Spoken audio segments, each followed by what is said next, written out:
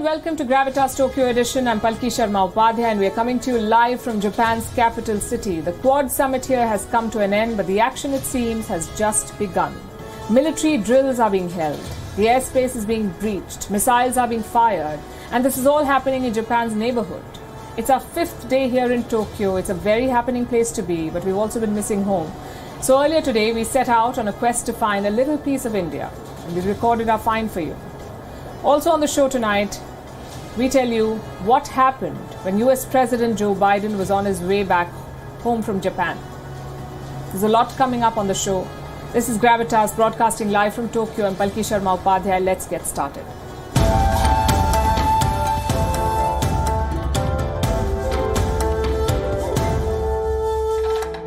It is a matter of great concern. China has the jurisdiction to go in and use force to take over Taiwan. This is a kind of deterrence when we're thinking about how we can protect Taiwan's status quo.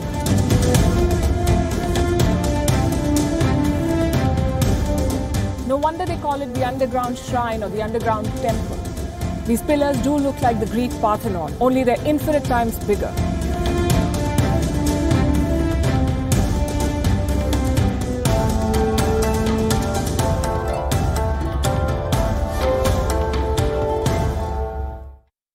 The Quad summit ended 24 hours back. We brought you the highlights yesterday. The leaders met, they talked about China, but once again, they hesitated in naming it. China, though, has no such hesitations. No concept of restraint, no room for ambiguity. China is drawing clear battle lines. It kept provoking the Quad as Tokyo prepared for and hosted this summit. China was in action throughout. On Sunday, that's 3 days ago, 2 Chinese frigates were dispatched. They were spotted passing through the Tsushima Strait. This is in southwest Japan. The next day, that is Monday, a Chinese missile destroyer showed up. It sailed between Okinawa and Miyako before heading out to the Pacific Ocean. Yesterday, China escalated things further. China and Russia held a drill right when the Quad leaders were holding their summit, and they made no effort to hide their activities. On the contrary, they released pictures. Some of them are on your screen. They were released by the Russian Defense Ministry. Moscow sent a message along with it. In accordance with the military cooperation plan for 2022, today the Russian Aerospace Forces and the Air Forces of the People's Liberation Army of China conducted joint air patrols in the Asia-Pacific region. Air group consisting of Russian strategic missile carriers, Tu-95MC, and Chinese Xi'an 6H strategic bombers carried out their patrols over the waters of the Sea of Japan and the East China Sea. Joint air patrols, Russian strategic missile carriers, Chinese strategic bombers, these are the kind of weapons that were used. China says it was a regular military drill. But the timing leaves little to imagination. This was a show of force. The first China-Russia military drill since the war in Ukraine. Reports say there were 6 warplanes involved, 2 Chinese and 4 Russians. The bombers flew into the Japanese and South Korean air defense zone. Now, what's an air defense zone? It is kind of a warning system. It stretches beyond the official airspace of a country. Think of it like a border for the skies.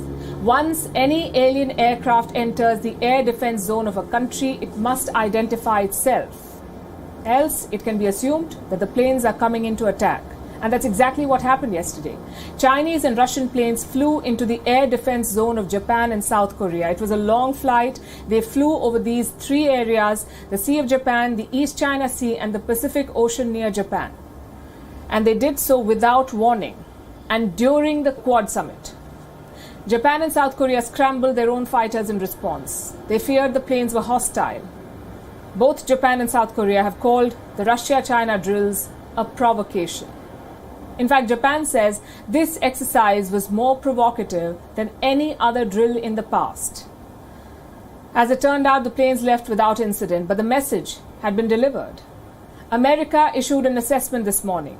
The PRC in Russia did conduct a joint military patrol involving their strategic bombers on May 24th. This exercise was likely planned well in advance by both countries, and Beijing's decision to cooperate with Moscow in this way, amid Russia's further invasion of Ukraine and the Kremlin's dangerous nuclear rhetoric, demonstrates the quote-unquote no-limits partnerships that they talked about in their joint communique. is quite alive and well. There are three clear takeaways, they say. Number one, the drills were planned in advance. Number two, they were executed to disrupt the Quad. And number three, China's relationship with Russia is getting stronger. Now, Beijing is largely complying with the economic sanctions against Moscow, but it is stepping up its diplomatic and military support. For the region, it only means bad news. Tensions have escalated, especially in and around Japan. The Chinese military has been making its presence felt. A few weeks back, a Chinese aircraft carrier came close to Japan. Planes from the same warship conducted over 300 sorties. This is what the Japanese defense minister has said. The Chinese military, too, has held a series of drills. They were near Japan and Taiwan. Now, Russia and China have conducted a joint drill. The war in Ukraine has brought these countries closer. Vladimir Putin and Xi Jinping could escalate their campaign against the West in the coming days. The Quad should be prepared for more such provocations. Now, here's a question. Is the Quad or a member of the Quad precipitating this tension? I'll tell you why I asked this. First, let me play out a little conversation for you. It happened here in Tokyo earlier this week. You didn't want to get involved in the Ukraine conflict militarily for obvious reasons. Are you willing to get involved militarily to defend Taiwan if it comes to that? Yes. You are? That's the commitment we made. This is US President Joe Biden telling the world that his country is committed to defending Taiwan militarily, meaning if China invades, the US will defend Taipei. There is a commitment, he says. He's wrong. There is no such commitment. America's ties with Taiwan are governed by something called the Taiwan Relations Act. It was adopted in 1979, and this act does not require Washington to send military to Taipei. So what does it do? It asks America to ensure that Taiwan has the resources to defend itself. But Biden here is giving Taiwan clear security guarantees. What does military involvement mean? Is it sending troops? Or just arms? President Biden did not clarify, just like he did with Ukraine. Keep the pot boiling with professions of commitment and fuel the fire. The question is why? Why is Biden pulling another Ukraine? Why is he adding to the tension in the Taiwan Strait? China views Taiwan as its renegade province, just like Russia views Ukraine as an extension of itself. Interestingly enough, the US acknowledges this, in the Chinese case at least. On paper, the US backs the one China policy, and yet their president talks about military intervention. Their White House says there's no change in policy. Is this confusion by design or default? Either way, China is not amused. We urge the US to avoid causing grave damage to bilateral relations. China will take firm actions to safeguard its sovereignty and security interests. We will be true to our word. This is how Beijing reacted. China is accusing the US president of playing with fire. Experts are accusing Biden of straying from America's strategic ambiguity. That's what they call their Taiwan policy, by the way, strategic ambiguity. Keeping their policy deliberately vague and keeping China guessing, along with everyone else. Will America intervene or will it not? The White House never really spelled it out. And now their president is saying an emphatic yes. Are you willing to get involved militarily to defend Taiwan if it comes to that? Yes. In doing what he's doing, who is Biden helping? Taiwan or China? Taiwan, for one, has been quick to thank him. What about China? Experts fear that China could use these statements as a pretext to raise tensions. They've been making military maneuvers, practicing the invasion of Taiwan, and China may be just waiting for an excuse to strike. Biden may have handed them that on a platter. But what's in it for him? Americans are tired of faraway wars. Taiwan, of course, does not want a war. Even Biden's own administration is not backing him. This is the third time he's committed to interfering in Taiwan, and the third time the White House has backtracked. Headlines like these have become frequent. So we're back to where we started. Whose interest is Joe Biden serving by making these statements on Taiwan? Perhaps his own, both personal and political. Biden had voted in favor of the Taiwan Relations Act, Senator Biden was in favor of American support to Taiwan, and President Biden needs a foreign policy win desperately. America's hasty exit from Afghanistan has been criticized globally. The Biden administration is also being called out for provoking Russia. Most of the countries outside the West have chosen not to side with America on Ukraine, or for that matter, be party to American sanctions. That war in Europe is becoming a stalemate, a frozen conflict. The Iran deal has not happened. The trade war with China has not ended. Back in America, midterms are around the corner. Biden's party is not poised to win. So what does he do? Look for a foreign policy win or a distraction at the very least. So Biden is ready to defend Taiwan if China invades, and China has taken his words too seriously, it seems. It is conducting military drills with Russia, sending its frigates near the coast of Japan. Where are things headed? Is this a serious escalation or just posturing? Is Joe Biden to blame for this? Is he escalating tensions through his remarks? I spoke to some experts here to find some answers. With me is Fabrizio Bozzato. He's a senior research fellow at the Sasakawa Peace Foundation, and Stephen Nagy. He's a senior associate professor at the International Christian University. Stephen and Fabrizio, welcome to WION. Thank you very much. Let me start with you. While we saw the Quad leaders meeting here in Tokyo yesterday, we also saw Russia and China conducting a joint drill. How do you see that development? Well, that was to be expected.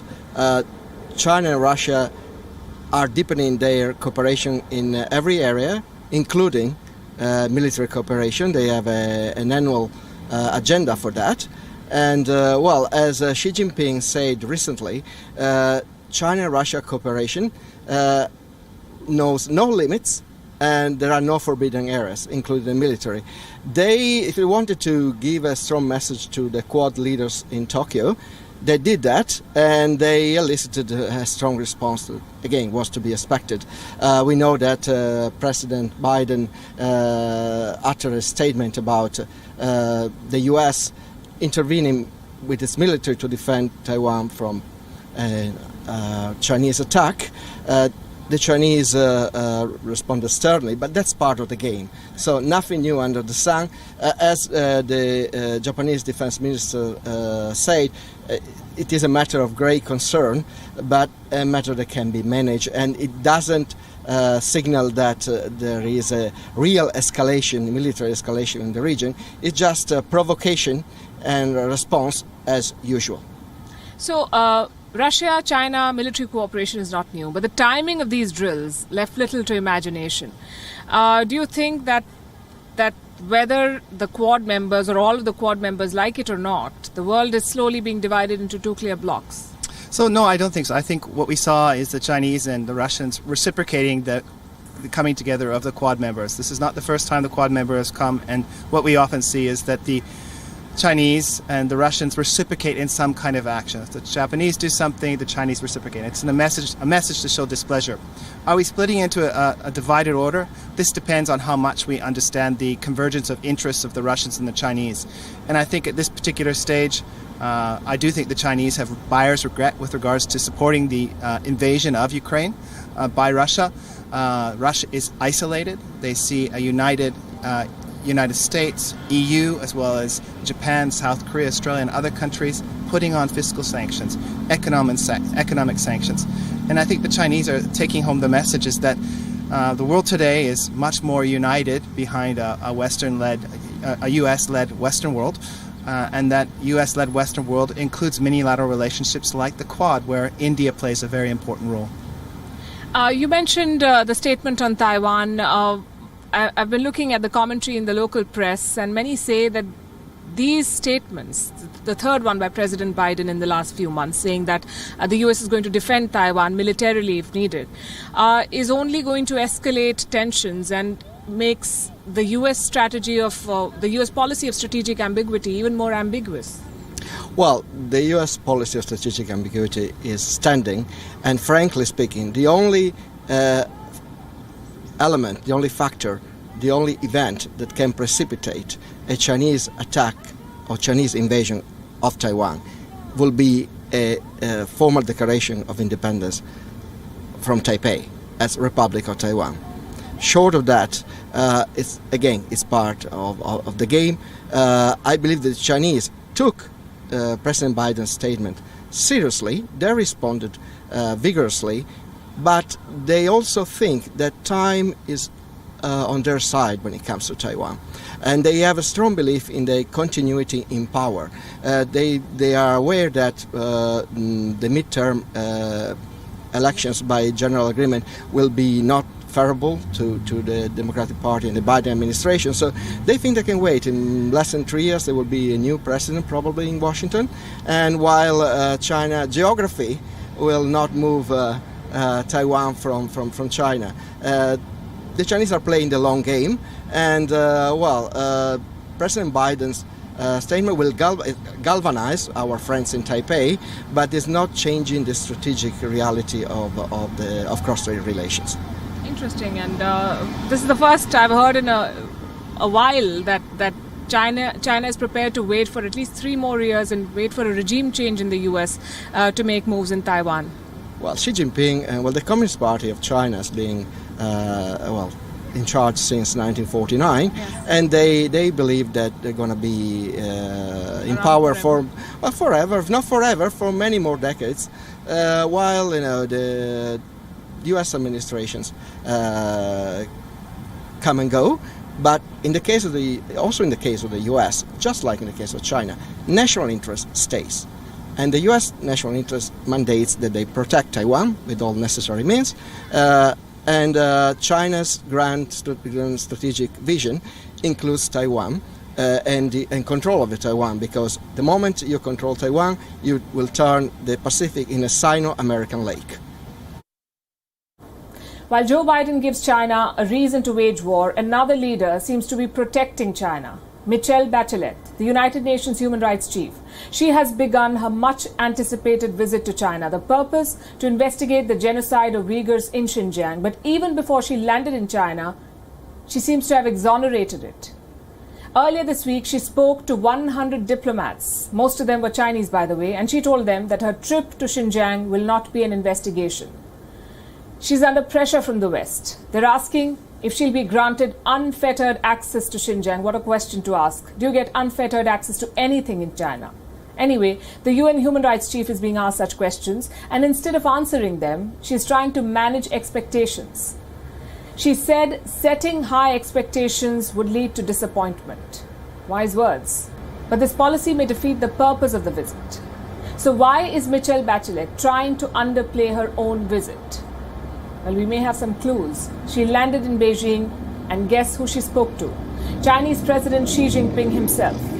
Did Bachelet speak to him about China's human rights violations in Xinjiang? She did not. He did. Listen to this carefully. Xi Jinping, the Chinese president, lectured the UN Human Rights Chief about human rights. What gives? The Chinese press has released a statement. Here is what Xi Jinping told her. When it comes to human rights issues, there is no such thing as a flawless utopia. Countries do not need patronizing lecturers. Still less should human rights issues be politicized and used as a pretext to interfere in the internal affairs of other countries. That's the Chinese president telling the UN Human Rights Chief about his definition of human rights. And he did it virtually.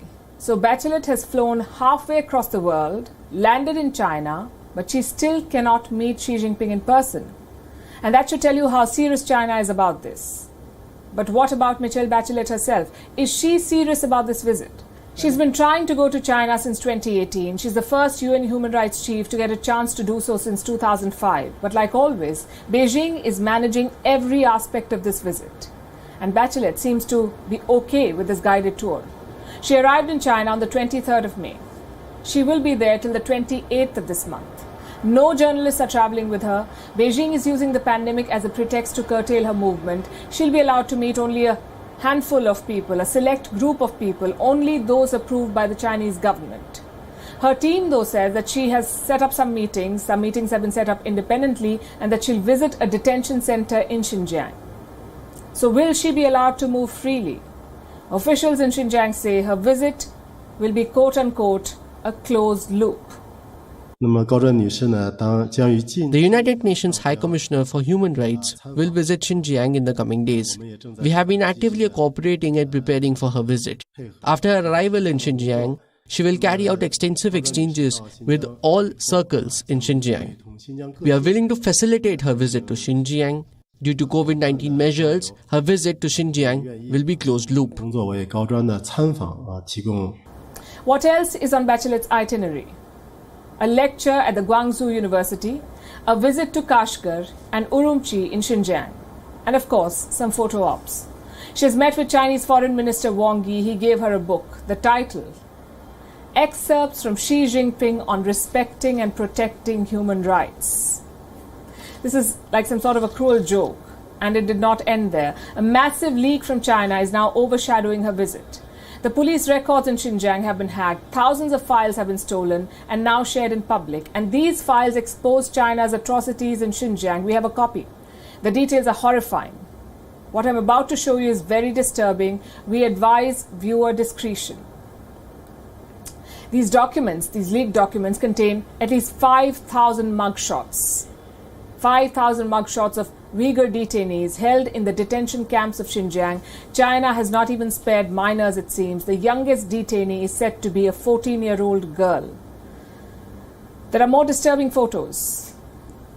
What you see is apparently a detention center. This is a detainee, hooded and shackled. Around him are police officers. They can be seen controlling the inmates with batons. What else is in the documents? Police security protocols. They describe how the detention camp should be run. There's a copy of a speech from a former Communist Party secretary. He ordered the guards to quote-unquote shoot and kill anyone who tried to escape. Another document from 2018 refers to Chinese President Xi Jinping. Apparently he ordered officials to build more such detention sites. The existing ones, you see, were running out of space. The same Xi Jinping today told the UN human rights chief to stop lecturing China. What does it make this whole exercise? A farce that China will use to fuel its propaganda. The United Nations has been drawn into compromise and complicity. Now to the US, which has seen an unspeakable tragedy today. They call it mass shooting. It is in fact gun terror. The victims are school children, 19 of them, killed in their school as an 18-year-old gunman went on a rampage. And this happened in Texas. The attacker has been shot dead, but this killing spree is far from over. Tonight, we'll tell you why. But first, a report on what happened in Texas.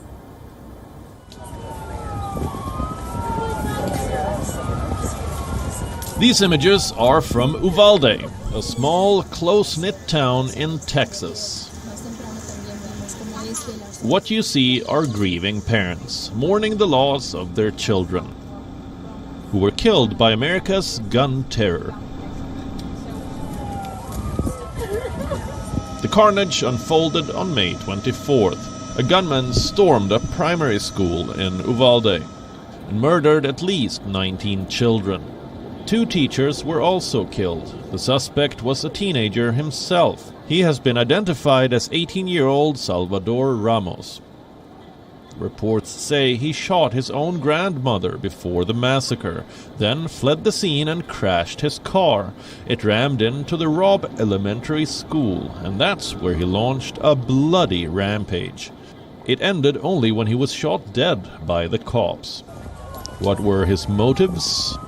No one knows. Investigators say he was carrying a handgun, an AR-15 semi-automatic rifle, and high-capacity magazines. Where did he get them from? Again, no answers yet. The town of Uvalde is in a state of shock. Never in its history has it witnessed such an event. Condolences are pouring in, along with outrage.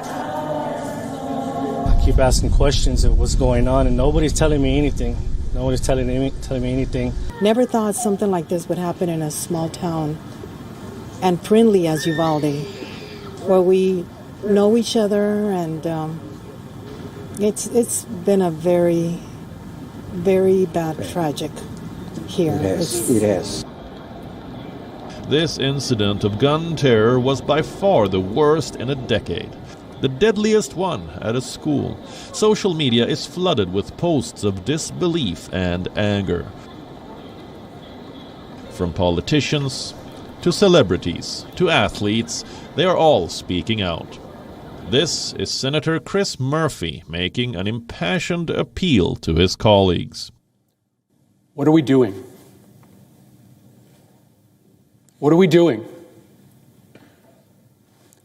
Just days after a shooter walked into a grocery store to gun down African American patrons, we have another Sandy Hook on our hands. What are we doing? There have been more mass shootings than days in the year.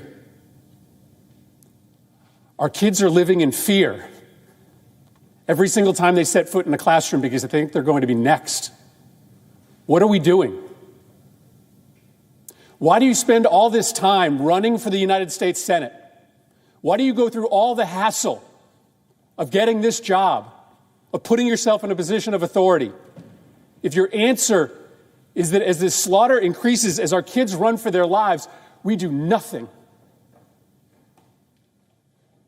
What are we doing? Why are you here?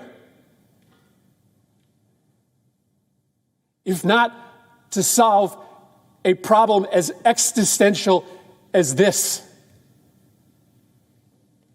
This isn't inevitable. These kids weren't unlucky. This only happens in this country and nowhere else. The senator's remarks have struck a chord with many. Such shootings are indeed unique to the United States of America. The numbers tell the horror story. Firearm deaths have become a part of American life. According to one report, nearly 53 Americans are killed every day by a gun. In the last 50 years, more than 1.5 million Americans died due to gun terror. That's higher than the number of soldiers killed in all U.S. wars put together. In 2020 alone, 45,000 Americans died due to gun terror. That's more deaths than any year on record. And the Texas school massacre was the 9th mass shooting in 2022. The last one took place 10 days ago. Who and what is to blame? Politicians, gun lobbies, and America's gun culture.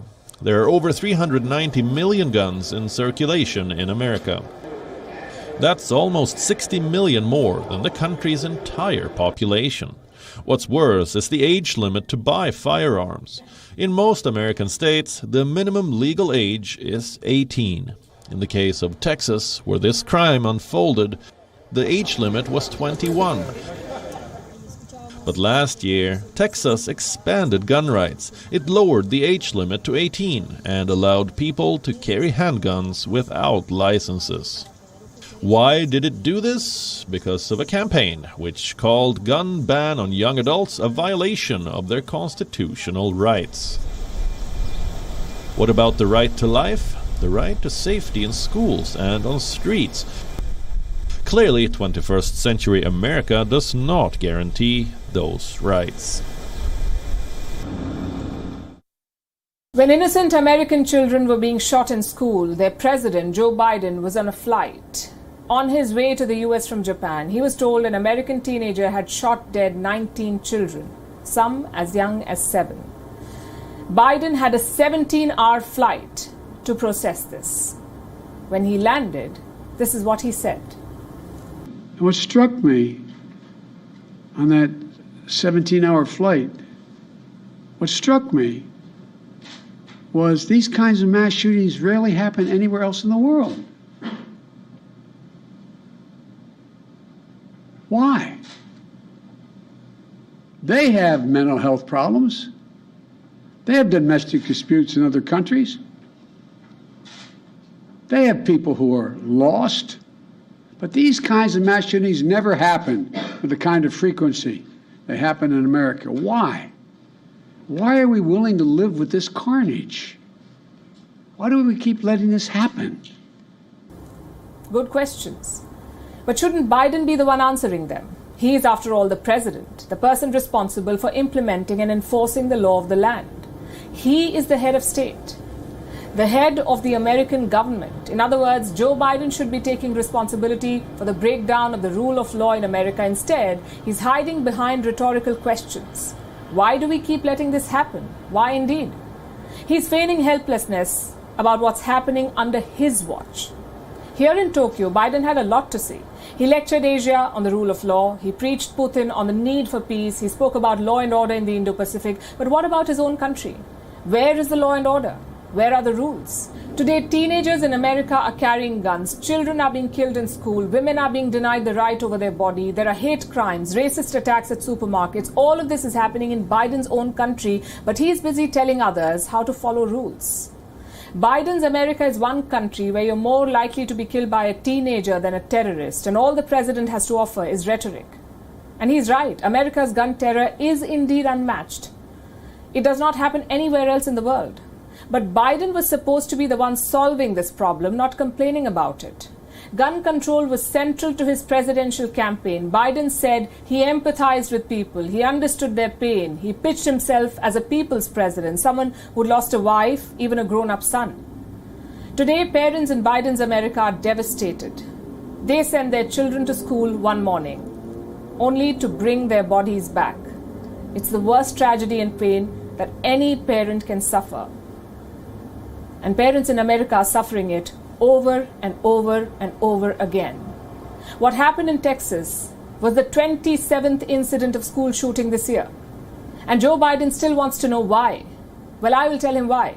It's because the Biden administration has failed, and Joe Biden is central to this failure. He's been in office for 16 months now. He's had enough and more time to tighten gun laws. He's had enough time to deliver on his promises. But today he's standing in front of mourning parents, trying to pass the buck to the people who elected him to office.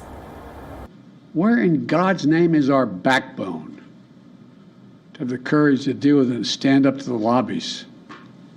It's time to turn this pain into action. For every parent, for every citizen in this country, we have to make it clear to every elected official in this country, it's time to act.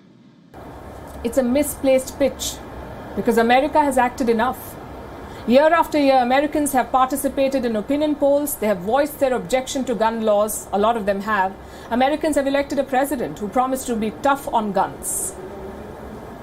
It's that president who has not kept his word. Today, he is pinning the blame on Republicans, blaming them for blocking amendment to gun laws, for banning abortion, for everything wrong happening in America.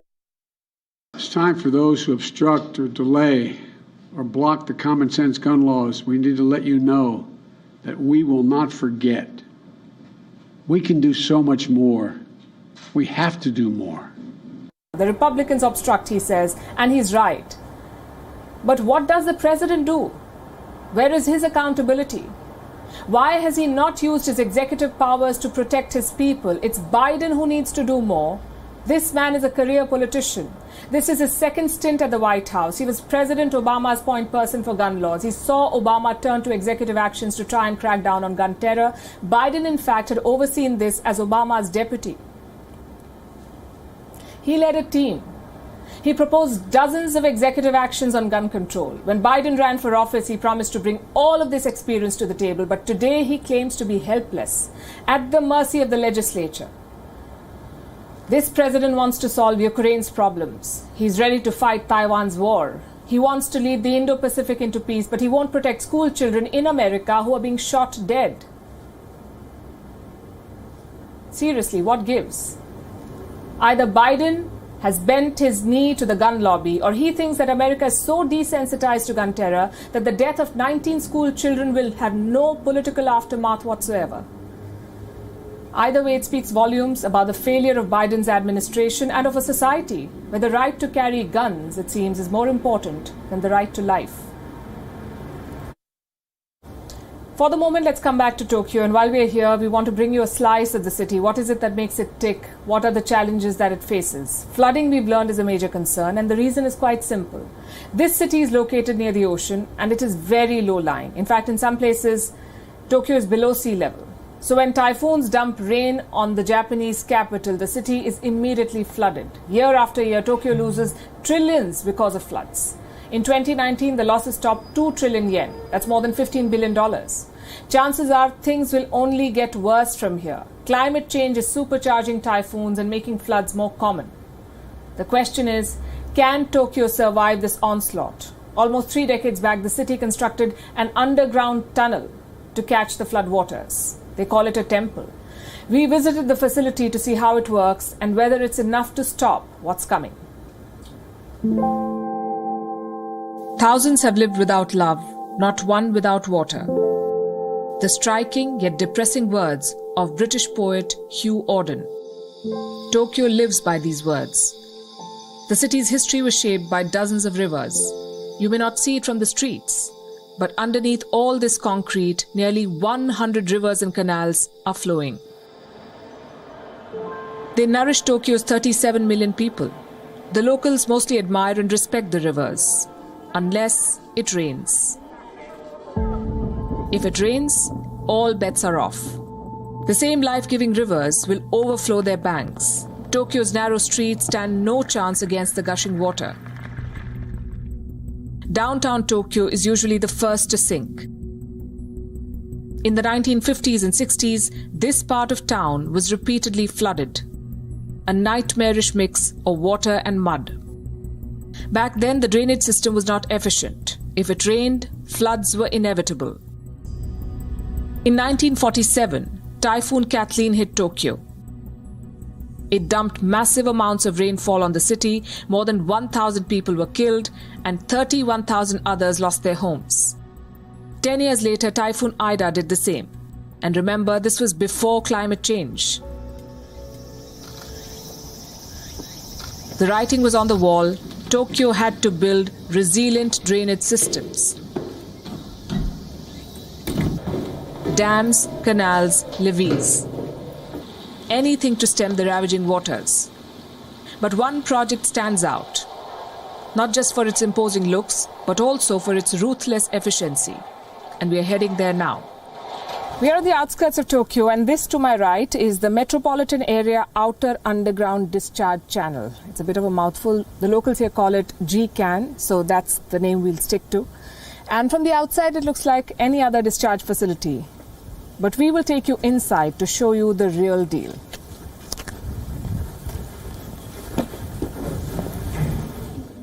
The first stop is here, a sample of what to expect underground. There are models of tunnels, water pumps and drains, also videos on how they work.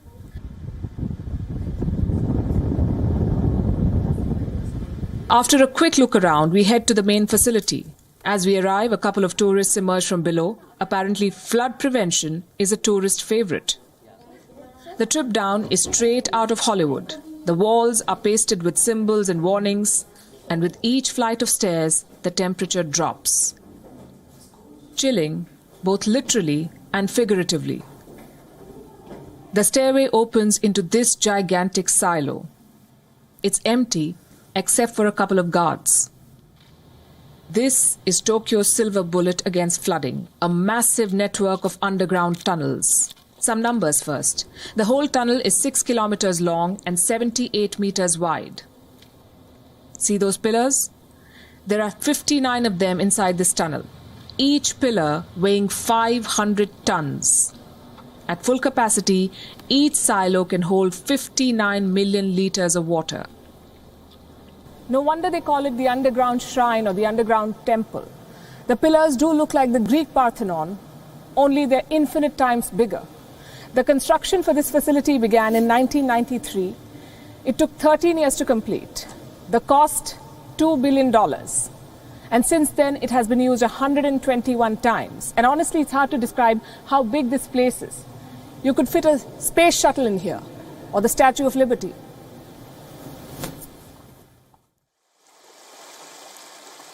Flood water is first channeled through this massive tank. Through here, the water reaches these tunnels. That's step one. Push the water away from the surface and into this facility. Step two is disposal.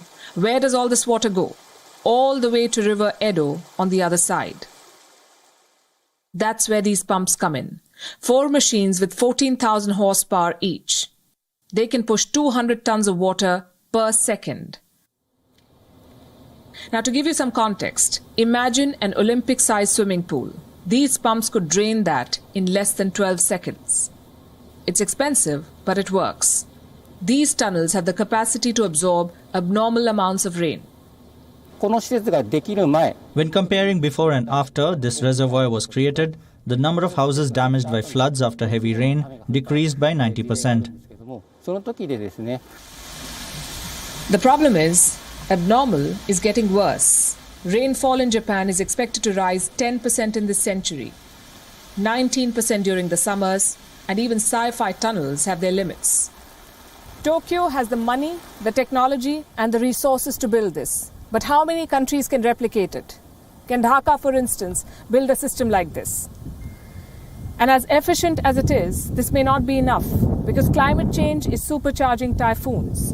And for Tokyo, that means grave danger to 2.5 million people living in low-lying areas. They've done well so far to tame the wrath of rivers. But climate change might disturb this fragile status quo. So hard infrastructure alone will not be enough. Japan needs clever investments on climate action, on green energy. For centuries, Tokyo lived in harmony with its rivers. It was a partnership that helped the city flourish. Today, Tokyo has built an underground temple for those rivers. Not out of respect, but out of fear. With the WION team in Tokyo, this is Palki Sharma Upadhyay. The underground tunnels truly impressed us. This is an architectural feat par excellence. But now we'll talk about something that did not impress us. Here in Tokyo, there's a temple called Renkoji. It's very special for the Indian community because inside this temple are said to be the ashes of Subhash Chandra Bose. It is well kept, but located in a nondescript neighborhood in Tokyo. And while there, you cannot help but wonder, doesn't Netaji Bose deserve better?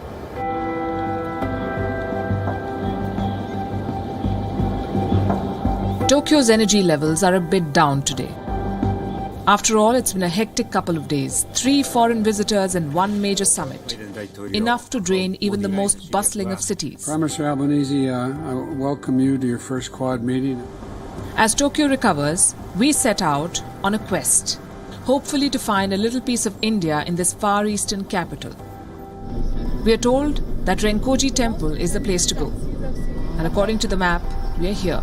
First impressions? Not very much. A typical sleepy neighborhood in Tokyo's Suginami ward.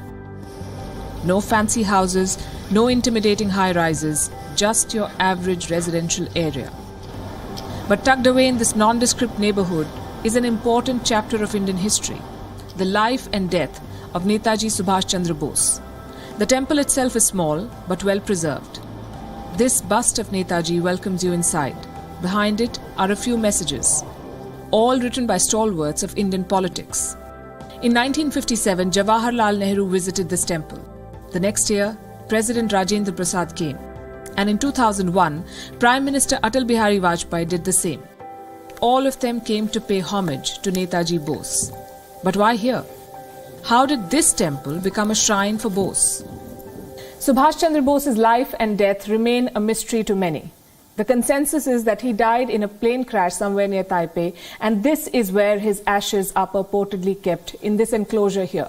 Now, why do I say purportedly? Because there is no forensic evidence. This is how the story goes. After the plane crash, a Japanese officer collected his remains and brought them to this temple. And in September 1945, a ceremony was held here. Since then, a long line of priests has been managing this temple, and with it, the ashes of Subhash Chandra Bose. Bose and Tokyo go a long way back. In 1943, he left Germany for Japan. The journey itself was a daring adventure. First, he traveled to Madagascar on a German U-boat, and from there he took a Japanese submarine to Imperial Japan. It was here, in the Far East, that he revived the Indian National Army.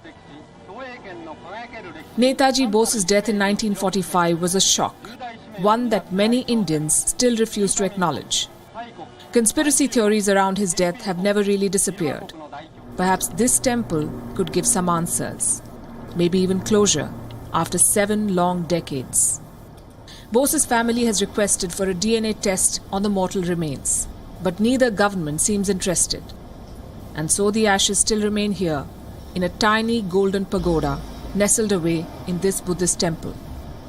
History hasn't always been kind to Netaji Subhash Chandra Bose. He's one of the tallest freedom fighters of India. For millions of Indians, he's still a source of inspiration, yet his remains lie here, tucked away in this tiny temple in Tokyo. Surely a leader of his stature deserves better.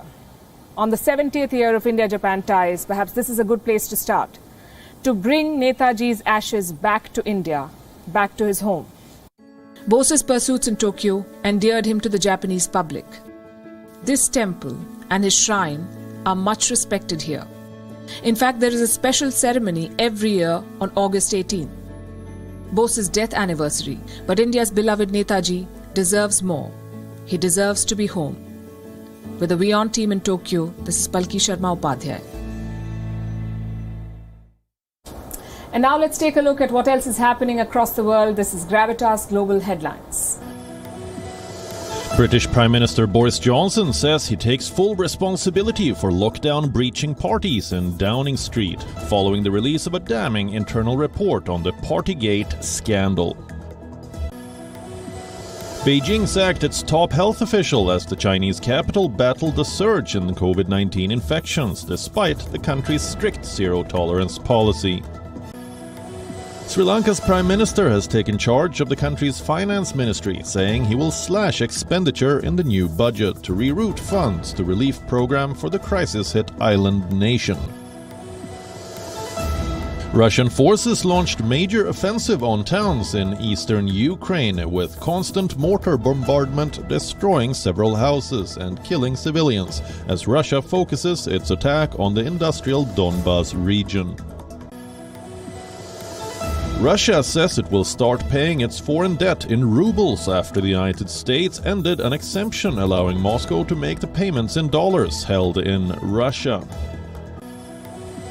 The United States and South Korea held combined live-fire drills on Wednesday in response to North Korea's recent ballistic missile launches. An anti-crime operation in Brazil's Rio de Janeiro slum killed at least 22 people, a year after the bloodiest ever favela raid in the city's history. As per a study carried out by scientists from the Zoological Survey of India, or ZSI, nearly 84% of the coral in the Andamans is bleached.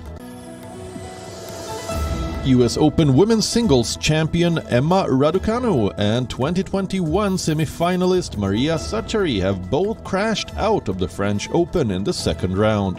Raducanu lost to Belarusian Alexandra Sasnovich 6-3, 1-6, 1-6, while world number 3 Sakkari went down in 2 close tiebreaks to the 81st ranked Karolina Muchova 6-7, 6-7. Luka Doncic scored 30 points to lead the Dallas Mavericks past the Golden State Warriors 119-109 in Game 4 of the NBA's Western Conference playoffs. The Mavericks went on a 25-6 run midway through the second quarter, and that lead was too big to be overhauled. The Warriors led the 7-game series 3-1 and are at home in San Francisco for Game 5.